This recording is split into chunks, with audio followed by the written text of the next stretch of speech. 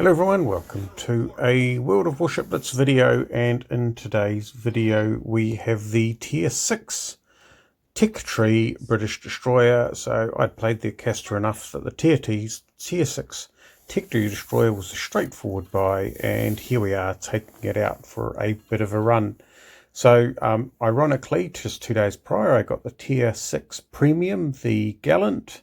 This is the Tier 6 Tech Tree, the Icarus, and well, the difference is that the Gallant has normal smoke, whereas this has fuel smoke. And well, I'm sort of used to sort of more normal smoke. It gets a lot of smokes, it gets more of them, and you just have to use them a little bit differently.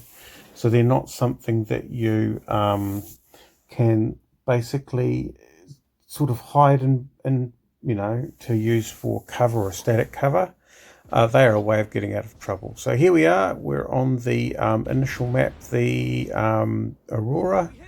I've launched torpedoes and turned away because I was actually after that New Mexico, but we discovered that there was other ships, and so we've made a bit of a beeline to get out of Dodge. There go a whole line of British torpedoes. Now, one of the things with the British destroyers you have to be aware of is that they are extremely agile. So if you are at anything other than point blank range, I probably would not attempt to fire torpedoes.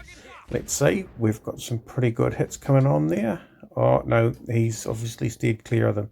So you can see what I've been doing so far, and you'll see it again in this video, is that I have been firing off one of the so I initially fired off one of the racks of torpedoes, and then that meant that I will be sort of switching between the racks. So here's 5 torpedoes, and then in about 20 seconds or so, 14 seconds or something like that, I'll have some more torpedoes, so that essentially I can keep turning them over. The problem with the single fire is that they keep coming off different racks, which means that you either have to fire the whole lot, or you end up with a rack that doesn't reload, and then you end up with a half load of torpedoes, which does happen in the odd game. So I'm trying to have to maintain a whole lot more discipline than you would require, let's say with a Japanese torpedo boat, where the discipline is just when do you launch your narrow spreads. But I've got to say that I do prefer the narrow spreads rather than the single torpedoes. But anyway, we're in this battle. We've managed to get a whole host of hits against the New Mexico. Now that is me just launching torpedoes to clear the racks to start the countdown, so that when I'm firing them off single fire, I guarantee they come off the other rack.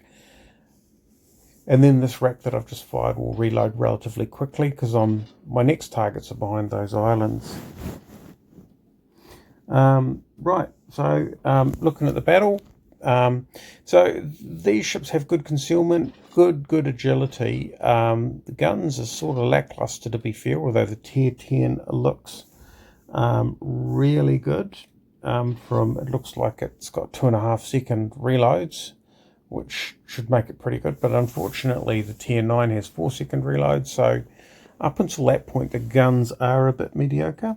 And yeah, so you're a bit more reliant on torpedoes, and well, yeah, the torpedoes are good. I mean, they're not spectacular. They've got good range, decent range, but they are, you know, these broad, that's broad. And you see now I'm going to have to fire all 10 because I want the reload to start off. But he's not actually going anywhere, so well, those 10 could be just exactly what I need. Let's see how it goes. He's still in the cap, so we're not flipping the cap. He's potentially away from keyboard, and if he's not away from keyboard, that definitely would have woken him up. And there he goes, he's moving, so he's not away from keyboard. I don't know what he was doing. Yeah. And yeah, so there we go. 10 nice hits against a New Mexico. I'm not really too sure what he's doing. He's not firing back at the moment. He's definitely not completely stationary, so he's not dead in the water.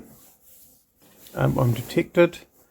So we're going to basically... We've had enough time for those torpedoes to reload. He fires his secondaries. His mains do a lot of damage, but they are AP, which means a whole lot of overpens, leaving me with the absolute capability to nail the guy. Now, I only needed 5 of the torpedoes, but the last thing I wanted to do was shoot past him and have to try and deal with him. So having an extra brace of torpedoes would have been extremely useful against this is this Colorado or this Leander? This Leander is, well, he's being very cagey, but if I was him, you need to get inside that cap relatively quickly. He knows, we should know where I am, because he would have seen the New Mexico spotted me. So if I was him, I would be heading into the cap and keeping a series of S turns, because if you're in the turn, you have the opportunity to maintain the turn, which means you've got your flexibility to dodge those torpedoes. Yeah, so he's coming inside the cap, but unfortunately, his team's no longer getting any points for them, which means that we're seriously at an advantage here.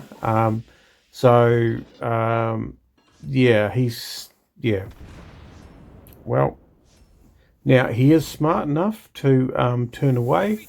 There are other ships that are basically trying to deal with them, so my torpedoes are wasted, and I think I should have just fired 1 spread rather than the 2 that I did, because my job with my torpedoes, and I need to remind myself, the idea with the torpedoes is to deny him the opportunity to maneuver. And yeah, well, that's pretty much what happened. He had to head back out of the cap, and all we were trying to do was plug him, stop him from gaining points.